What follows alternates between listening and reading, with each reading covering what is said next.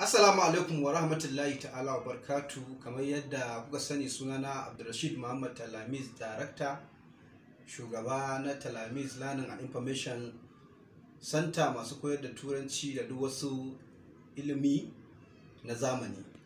Yauwa, to ina mai farin cikin sanar da ku cewa tsoffin channel ɗinmu da suka shekara sama da 2 yauwa yanzu za su dawo aiki insha Allah a wannan satin mai zuwa.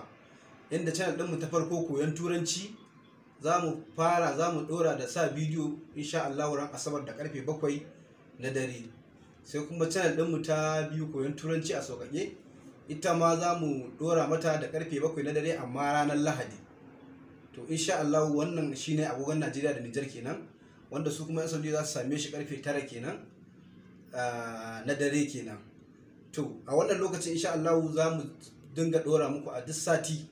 Yawa duk sati za a ɗora domin jama'a su ƙara samun ilimi, ma kowa ya amfana, kowa ya shiga ya gani, yawa ya gane ya fahimta domin ya samu amfana, ya amfana da shi ma. Yawa to nagode ina fatan za a yi subscribe. Yawa waɗanda ba su subscribe ba su subscribe. Yawa kuma dai a sanar da mutane, abokai da kowa dai. Yawa duka dai a to a ƙaru ilimi, a san akwai turanci a sauƙaƙe. Yauwa tare da darakta. To godiya nake, sai an jima.